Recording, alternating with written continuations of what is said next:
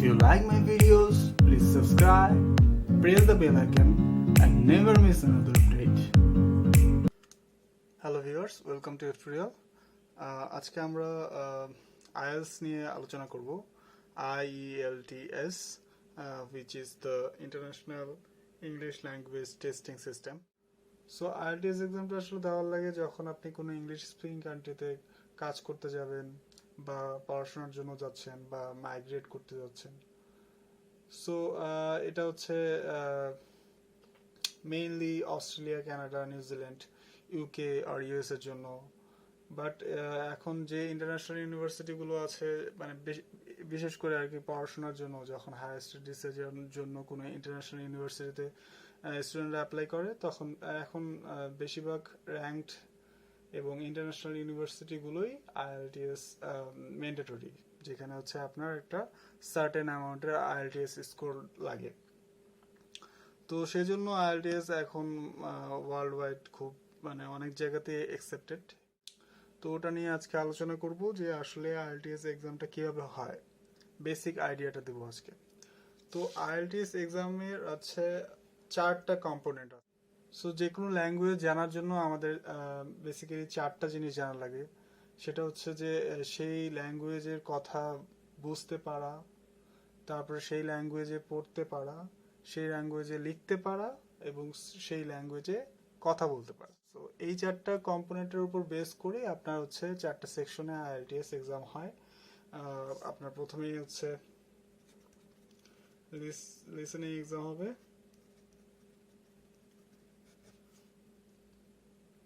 তারপরে আপনার reading exam হবে, তারপরে রাইটিং এক্সাম হবে এবং আপনার স্পিকিং এক্সামও হবে। এখন সাধারণত আমাদের এই 3টা এক্সাম লিসনিং, রিডিং, রাইটিং একসাথে হয় এবং হচ্ছে স্পিকিংটা আলাদা করে একটা হচ্ছে আপনার শিডিউল দেওয়া হয়, সেই শিডিউলে আপনার হচ্ছে এক্সামটা হয়। তো এইখানে আমি হচ্ছে এই যে প্রথমেই এক্সাম যখন হয় তখন হচ্ছে আপনার এই সিরিয়াল মেনটেন করে এক্সামগুলো হয়। আর স্পিকিংটা হচ্ছে আলাদাভাবে হয়। এটা হচ্ছে আপনার পরীক্ষা, ধরেন আপনি যেই ডেটের জন্য যেই ডেটে পরীক্ষা দিবেন সেই ডেটের জন্য অ্যাপ্লিকেশন করলেন, মানে রেজিস্ট্রেশন করলেন। সো রেজিস্ট্রেশন করার সময় মনে করেন যে আপনি হচ্ছে ধরেন যে সাপোজ 5 তারিখে এক্সাম দেবেন, যে কোনো একটা মাসের 5 তারিখে এক্সাম দেবেন। তো এই 5 তারিখে হচ্ছে আপনার এই 3টা এক্সাম হবে, হচ্ছে আপনার listening R writing, are reading exam হবে। এই 3টা এক্সাম হচ্ছে 5 তারিখে হবে। কিন্তু আপনার স্পিকিং টেস্টটা সেটা হচ্ছে আপনার এই 5 তারিখের 1 উইক আগে অথবা 1 উইক পরে হতে পারে।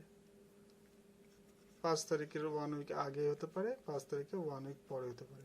মানে এই হচ্ছে 5 তারিখের 1 উইক আগে এবং পরে, এই যে কোনো একটা দিনে আপনাকে হচ্ছে শিডিউলটা দিয়ে দিবে। সো এটা হচ্ছে IELTS এক্সামের হচ্ছে বেসিক কম্পোনেন্টসগুলো। এখন হচ্ছে মার্কিং এভালুয়েশন কিভাবে করে। তো হচ্ছে আপনার IELTS হচ্ছে আপনার প্রত্যেকটাতেই আপনার হচ্ছে লিসনিংয়ে, রিডিংয়ে, তারপরে রাইটিংয়ে, স্পিকিংয়ে সবগুলোতেই আপনার হচ্ছে একটা ব্যান্ড স্কোর দেওয়া হয়। ব্যান্ড স্কোরটা হচ্ছে 1 to 9, সবগুলোতেই সেম। সবগুলো কম্পোনেন্ট বা সেকশনের জন্য 1 to 9 একটা হচ্ছে ইভালুয়েট করা হয়। আপনার হচ্ছে আপনার স্কিল কত, মানে আপনার এবিলিটি কেমন ওই সেক্টরে বা ওই কম্পোনেন্টে। তো হচ্ছে 9 সবচেয়ে ভালো, তারপরে 8.5, তারপরে আপনার হচ্ছে 8, এইভাবে করে আস্তে আস্তে আস্তে আপনার 1 পর্যন্ত যাবে আর কি। তো আপনার বেশিরভাগ ইন্টারন্যাশনাল ইউনিভার্সিটি যেগুলো মানে ভালো ভালো যে ইউনিভার্সিটিগুলো আছে সেগুলোর হচ্ছে রিকোয়ারমেন্টে থাকে হচ্ছে 6.5। আপনার এটা হচ্ছে ওভারঅল ব্যান্ড স্কোর, ওভারঅল।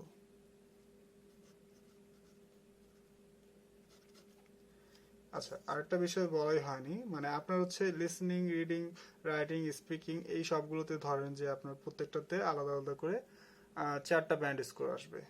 4টা ব্যান্ড স্কোরকে আবার হচ্ছে আপনার কি বলে ওটাকে এভারেজ করে আপনার একটা ওভারঅল ব্যান্ড স্কোর আসবে, সেটাই হচ্ছে এটা। তো ধরেন যে আপনি হচ্ছে ওভারঅল পেলেন হচ্ছে 6.5, এটা হচ্ছে ওভারঅল ব্যান্ড স্কোর। আর বাকিগুলো আপনাকে listening, are reading, writing, speaking সবগুলোতে আপনাকে অ্যাটলিস্ট 6 পেতে হবে। মানে এটা হচ্ছে একটা স্ট্যান্ডার্ড ধরা হয় বেশিরভাগ এখন যে ইউনিভার্সিটি, মানে ইন্টারন্যাশনাল ইউনিভার্সিটিগুলো আছে যেগুলো ভালো আর কি, র্যাঙ্কিংয়ে ভালো এগিয়ে আছে যেগুলো, তো সেগুলোতে হচ্ছে ওভারঅল 6.5 চায় এবং হচ্ছে ইন্ডিভিজুয়ালি প্রত্যেকটা সেকশনেই অ্যাটলিস্ট সিক্স চায়। তো এই হচ্ছে বিষয়গুলো। তো আপনি এখন কোথায় হচ্ছে আইএলটিএস এক্সাম দিবেন? বাংলাদেশে এবং পুরো ওয়ার্ল্ডেই আপনার হচ্ছে ব্রিটিশ কাউন্সিল,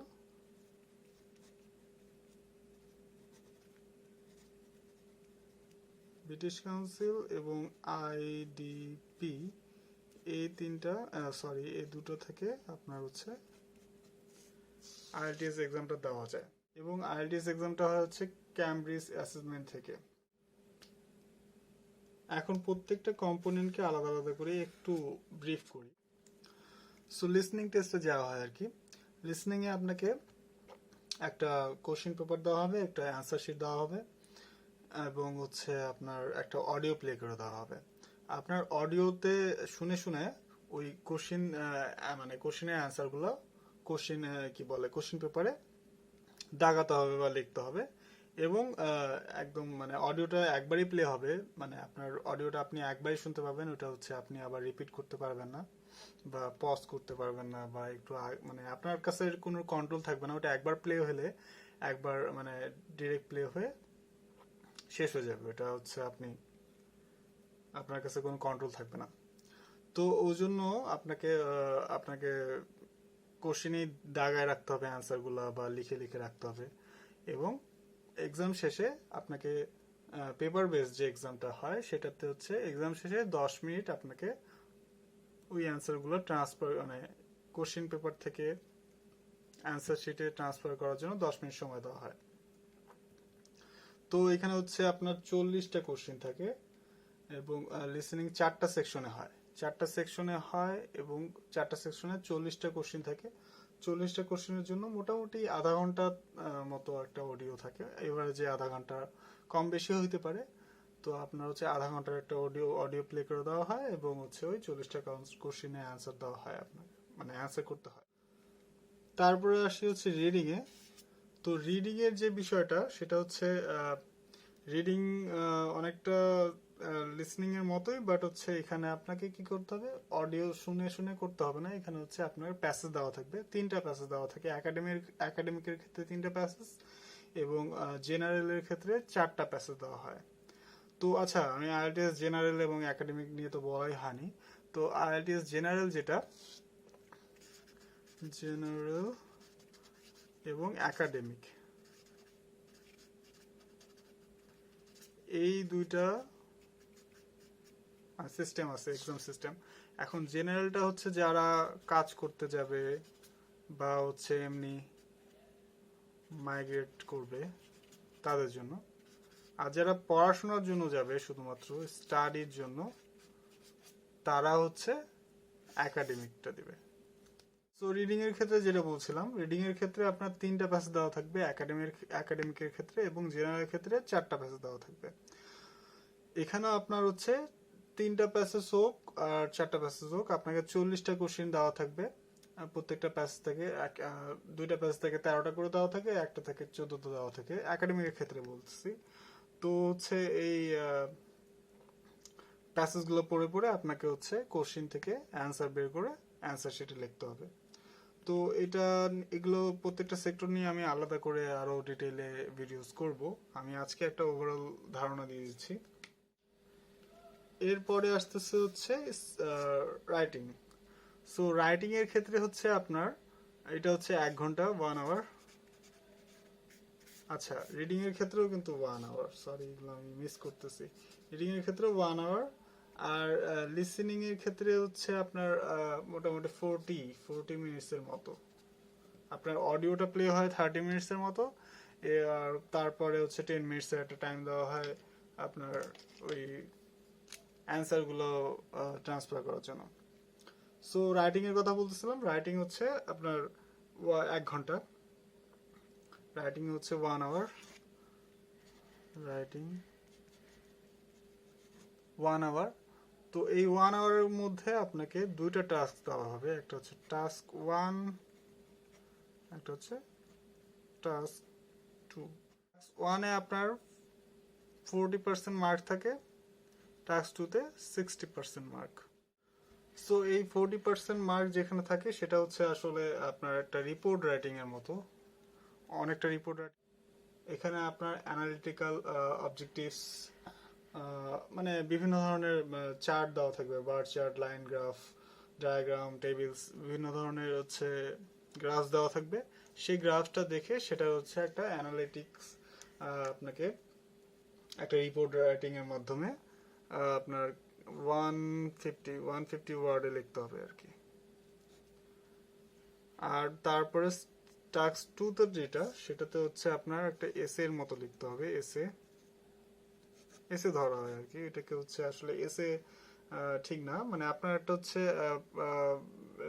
অ্যাগ্রি ডিসঅ্যাগ্রি, মানে অপিনিয়ন, আপনাকে একটা স্টেটমেন্ট বলে দেওয়া হবে, আপনি ওই স্টেটমেন্টটা অ্যাগ্রি করতেছেন না ডিসঅ্যাগ্রি করতেছেন, সেটা হচ্ছে আপনার ওটা একটা এস এর মাধ্যমে লিখতে হবে। এটা হচ্ছে আপনার 250 ওয়ার্ডের 250 ওয়ার্ডের একটা এসে লিখতে হয়। সো এটা হচ্ছে আপনার, আপনি যে অ্যাগ্রি করলে অ্যাগ্রির উপর আপনার যে পয়েন্টস গুলো, যে আপনার কেন আপনি অ্যাগ্রি করলেন সেই কারণগুলো আপনাকে বর্ণনা করতে হবে, আর ডিসঅ্যাগ্রি করলে আপনার ডিসঅ্যাগ্রি কেন করলেন সেই কারণগুলো বর্ণনা করতে হবে। সো এইটা হচ্ছে আপনার রাইটিং গেল। সো এরপর আসছে হচ্ছে স্পিকিং। স্পিকিং এ আমি এর আগেই বলছি যে স্পিকিংটা এক্সামটা আলাদা করে নেওয়া হয়। স্পিকিং হচ্ছে আপনার, স্পিকিং হচ্ছে 3টা পার্ট আছে, একটা হচ্ছে ইন্ট্রোডাকশন, তারপর হচ্ছে কিউ কার্ড সেকশন,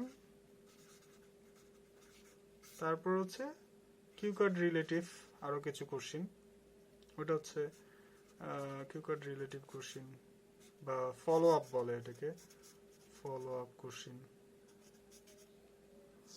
সো হচ্ছে আপনার ইন্ট্রোডাকশনে কি করা হবে, ইন্ট্রোডাকশন মানে আপনার ইন্ট্রোডাকশনে আপনার সম্বন্ধে আপনার বেসিক মানে পার্সোনাল ইনফরমেশন কিছু জিজ্ঞেস করবে, যেমন আপনার নাম, আপনি কোথায় থাকেন, আপনার ফ্যামিলি সম্বন্ধে জিজ্ঞেস করতে পারে, আপনি কি করেন, পড়াশোনা করেন না জব করেন, মানে আপনার পার্সোনাল লাইফ নিয়ে, আপনার পছন্দ অপছন্দ এগুলো নিয়ে কোশ্চেন করবে, মানে জাস্ট আপনার সাথে আপনার সাথে পরিচিত হবে আর কি, মানে যে এক্সামিনার আপনার এক্সামটা নিবে সে আপনার সাথে পরিচিত হবে। তারপর হচ্ছে cue card section. Cue card সেকশনে আপনাকে একটা কিউ কার্ড দেওয়া হবে, কিউ কার্ড ওখানে একটা কোশ্চেন দেওয়া থাকবে, মানে অথবা আপনাকে একটা জিনিস নিয়ে বলতে হবে, যে ডিসক্রাইব সামথিং বা টেল অ্যাবাউট সামথিং, মানে কোনো একটা টপিক দেওয়া হবে, যেমন মনে করেন আপনার ফেভারিট টিচার নিয়ে সম্বন্ধ বলতে পারে, আপনার আপনি ট্রাভেল করতে পছন্দ করেন কিনা, কোন জায়গায় ট্রাভেল করতে পছন্দ, মানে একটা টপিক দেওয়া হবে আপনাকে, টপিকের সাথে ওই টপিকের সাথে ধরেন একটা টপিক দেওয়া হলো, টপিকের উপর একটা দুইটা তিনটা বা চারটা কোশ্চেন দেওয়া থাকে, সেই কোশ্চেনগুলো নিয়ে আপনাকে একটা স্পিকিং এসের মতো, মানে অনেকটা এসের মতোই, কিন্তু এসেটা হচ্ছে রিটেন থাকে, কিন্তু এটা হচ্ছে রিটেন এসে না, এটা আপনাকে বলতে হবে, মুখে বলতে হবে, এবং এটা প্রিপেয়ার করার জন্য 1 মিনিট সময় দেওয়া হবে আপনাকে, 1 মিনিট সময় দেওয়া হবে, 1 মিনিট আপনি প্রিপারেশন নেবেন।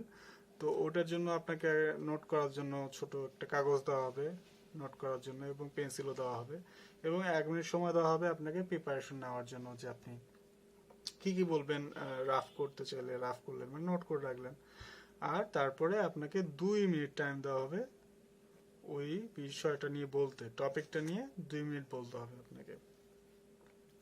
তারপরে আপনাকে ওই টপিকের রিলেটেড কিছু ফলো আপ কোশ্চেন করবে, প্লাস এটা হচ্ছে কি বলে, যে এক্সামিনার থাকবে সে হচ্ছে আপনার আরো কিছু কোশ্চেন জিজ্ঞেস করতে পারে, মানে আপনার ওই প্রথমে ওই রিলেভেন্ট কিছু কোশ্চেন জিজ্ঞেস করবে, তারপরে আরো কিছু জিনিস জিজ্ঞেস করতে পারে।